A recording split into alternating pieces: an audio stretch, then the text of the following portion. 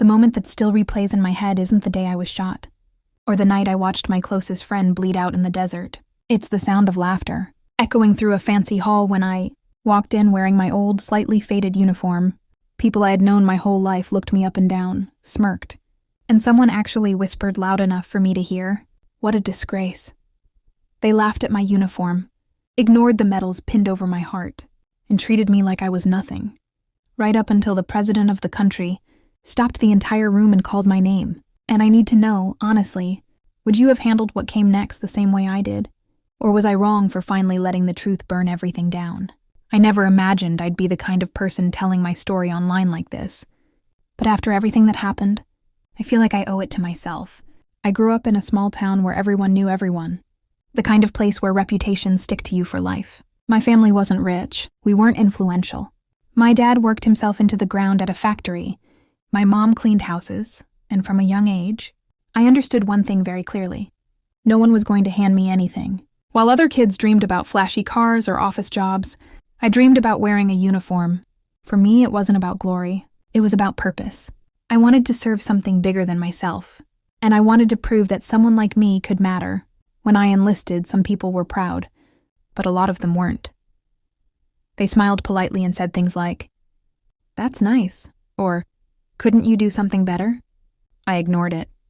I went through training, learned discipline the hard way, and slowly became someone I was proud of. The years that followed changed me in ways I still can't fully explain. I was deployed more times than I can count without checking my records. I missed birthdays, weddings, funerals. I missed my own mother's last days because I was halfway across the world. I carried the weight of decisions that still wake me up at night. I lost friends whose faces I still see when things get quiet. And through all of that, I earned medals. Not the kind you get for showing up, but the kind you get when everything goes wrong and you keep going anyway. Each one had a story behind it, a cost that can't be measured. To me, they weren't decorations. They were reminders of survival, sacrifice, and promises kept to people who never made it home. When I finally returned for good, I thought things might feel different. I thought my town would see me differently. Instead, I felt like a ghost. People either avoided the topic entirely or reduced everything I'd done to uncomfortable small talk. I took a modest job, kept my head down, and tried to build some kind of normal life. That's when I got an invitation to a formal, national event, honoring community, leaders and donors. My name was on the list because of my service, but it was clear from the tone of the invitation that I was an afterthought, a box they needed to check. Still, I decided to go. I ironed my uniform myself, carefully pinned my medals, and looked in the mirror longer than I want to admit. I told myself I didn't need anyone's approval. I just needed to stand there with dignity. The venue was overwhelming. Crystal chandeliers, polished floors, people in expensive suits and dresses laughing over champagne. The moment I walked in, I felt out of place. Conversations paused for half a second. Eyes flicked toward me, then the whispers started. I heard comments about how outdated my uniform looked. Jokes about playing soldier, and one person even asked me if the medals were real or just for show. I stood there, heat rising in my chest, smiling politely like I'd been trained to do. When I tried to join a group conversation, I was ignored mid-sentence. Someone actually turned their back on me. It felt like being stripped of everything I'd endured and reduced to a punchline. The worst part came when I ran into someone I used to know well, someone who had always looked down on me growing up. He laughed openly, clapped me on the shoulder like I was a child, and said, "So this is what you ended up as?" I wanted to scream. I wanted to list every place I'd been, every sacrifice I'd made, every name etched into my memory. Instead, I stayed silent. That's when I heard the word disgrace. It was said casually, like it meant nothing, but it shattered something inside me.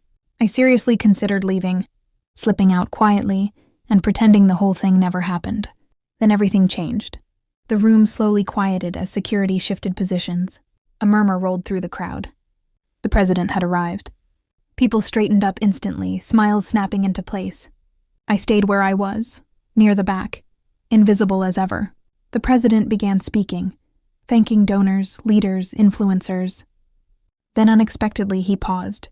He looked out over the crowd, scanning faces, and said my full name. For a moment I thought I imagined it, but then he said it again and asked me to step forward. The room went dead silent. Every head turned toward me. My legs felt like they weighed 100 pounds each as I walked forward. The same people who had laughed now stared, confused and uncomfortable. The president shook my hand and began talking about my service in detail. Specific missions, specific acts of courage, things that were never public. He talked about the medals on my chest, explaining what each one represented. He called me an example of true honor and sacrifice.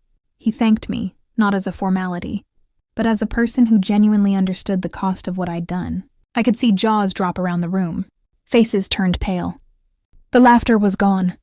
Standing there, I felt something I hadn't felt in years, seen, validated, and also furious.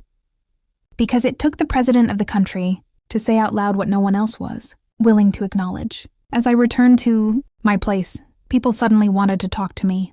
The same ones who ignored me minutes earlier now asked questions, praised me, offered drinks, and that's where the real choice came in.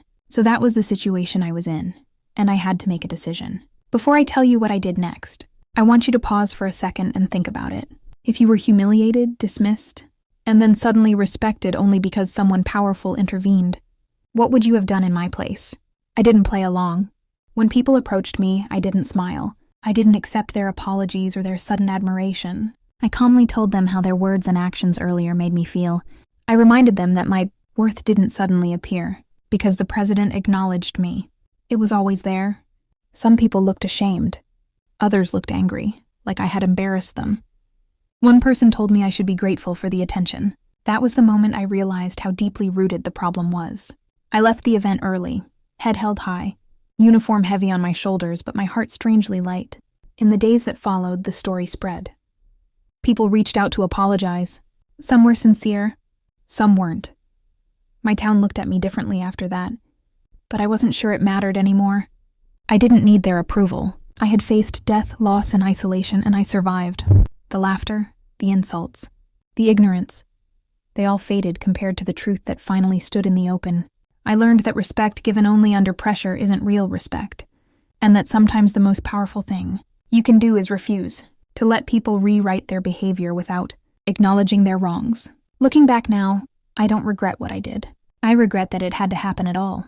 I regret that so many people measure worth by status instead of character. But I also learned that silence can be broken, and dignity doesn't need permission. If there's one thing I want people to take from my story, it's this. Don't let anyone decide your value based on their comfort or ignorance. Stand firm in who you are, even when you're standing alone. If you were on my side in this story, hit that like button. If you want to hear more real stories like this, make sure you subscribe. And I genuinely want to know your thoughts, so share what you would have done in my place down in the comments. Thanks for listening to my story, and I'll see you all in the next one.